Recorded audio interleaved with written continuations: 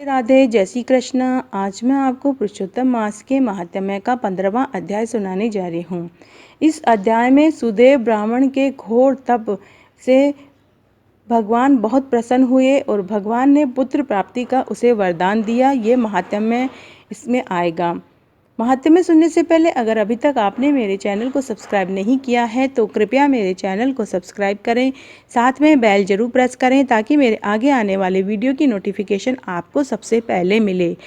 अगर आपको महात्म्य अच्छा लगे तो कमेंट बॉक्स में जय हो पुरुषोत्तम भगवान की जरूर लिखें।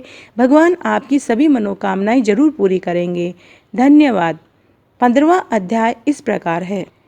श्री नारायण बोले, फिर भक्त वत्सल श्री कृष्ण भगवान की हाथ जोड़कर सुदेव ब्राह्मण गदगद स्वर में स्तुति करने लगा। हे देव देवेश, त्रैलोक्यों को अभय देने वाले प्रभु, हे सर्वेश्वर, आपको नमस्कार है। मैं आपकी शरण में आया हूँ। हे परमेश्वर, हे शरणागत वत्सल, मेरी रक्षा करो। हे जगद्वंद, हे भक्त भय भंजन, आपको नमस्कार है। आप जय स्वरूप हैं, जय के देने वाले हो, जय के स्वामी हो, जय के कारण हो, विश्व के आधार हो, विश्व के एकमात्र रक्षक हो, दिव्य हो, विश्व के आगार हो, विश्व रूप हो, फलों के बीज हो, फलों के आधार हो, फलों के मूल हो, फलों के दाता हो, तेज रूप हो, तेज के दाता हो, सब तेजस्वियों में श्रेष्ठ हो। हे कृष्ण, हे विष्णु, हे वासुदेव, मैं आपको नमस्कार करता हूँ। हे जगत प्रभु, आपकी ब्रह्मादि देवता भी स्तुति करने में समर्थ नहीं है। हे जनार्दन, मैं अल्प बुद्धि वाला मंद साधारण मनुष्य आपकी स्तुति कैसे करूं। मैं आपका अति दुखी दीन भक्त हूँ, मेरे को कैसे त्यागते हो। हे प्रभु, आपका लोक में लोक बंधु नाम व्यर्थ है। वाल्मीकि बोले, इस प्रकार स्तुति कर सुदेव ब्राह्मण हरि के आगे खड़ा हो गया। तब हरि भगवान उसकी स्तुति सुनकर मेघ के समान गंभीर वाणी में बोले, हे वत्स, तुमने बहुत कठोर तप किया है, अतः हे महाप्राज्ञ, हे तपोधन, जो इच्छा हो वर मांग लो। मैं तुम्हारे तप से बहुत प्रसन्न हूँ, मैं तुम्हारी इच्छा पूरी करूँगा। ऐसा दारुण तप किसी ने भी नहीं किया है। सुदेव बोला, हे नाथ, हे दीन बंधु, हे दयानिधे, यदि आप मुझ पर प्रसन्न हैं तो हे विष्णु, हे पुराण पुरुषोत्तम, मुझको एक श्रेष्ठ पुत्र दो। हे हरे, पुत्र के बिना मेरा ग्रस्त जीवन अच्छा नहीं लगता। ब्राह्मण के ऐसे वचन सुनकर हरि भगवान बोले, हे ब्राह्मण, पुत्र के अतिरिक्त मैं तुम्हें सब कुछ दे सकता हूँ। हे वत्स, तुम्हारे भाग्य में पुत्र सुख विधाता ने नहीं लिखा है। मैंने तुम्हारे भाल पटल के सब अक्षर पढ़ लिए हैं, परंतु उसमें तुम्हारे 7 जन्म तक कोई पुत्र सुख लिखा हुआ नहीं है। इस प्रकार वह ब्राह्मण हरि के वज्र समान निष्ठुर वचन सुनकर जड़ से कटे हुए वर्ष की भांति पृथ्वी पर गिर पड़ा।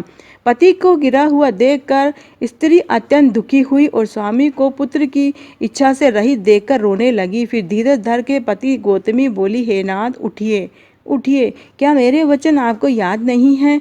जो कुछ विधाता ने भाग्य में लिख दिया है वही सुख दुख हमें प्राप्त होगा। इसमें रमाकांत क्या करे? मनुष्य अपने किए हुए कर्म का फल भोगता है। जैसे मरते हुए को औषधि देना निष्फल हो जाता है, वैसे ही अभागे पुरुष का किया हुआ उद्योग देव के प्रतिकूल होने से व्यर्थ हो जाता है। यज्ञ, दान, तप, सत्य, व्रत द्वारा हरि का सेवन श्रेष्ठ है, किंतु इनसे सब वेदों में भाग्य श्रेष्ठ है। अतः हे भुसूर, सबका विश्वास छोड़कर भाग्य का ही सहारा पकड़ो। इसमें हरि का क्या प्रयोजन है?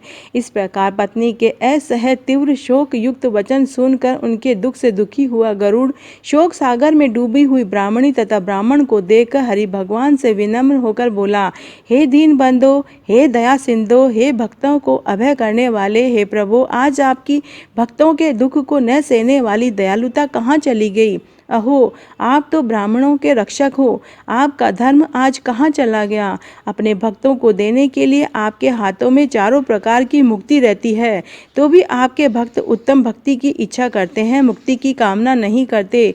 उनके आगे 8 सिद्धियां दासी के समान खड़ी रहती है। ऐसी तो आपकी आराधना की महत्ता है जो सर्वत्र विख्यात है।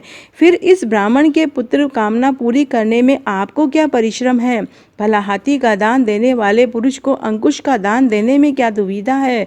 अब आज से कोई भी मनुष्य आपके चरण कमलों की सेवा नहीं करेगा, क्योंकि जिसके भाग्य में जो लिखा है अगर वही निश्चय मिलता है।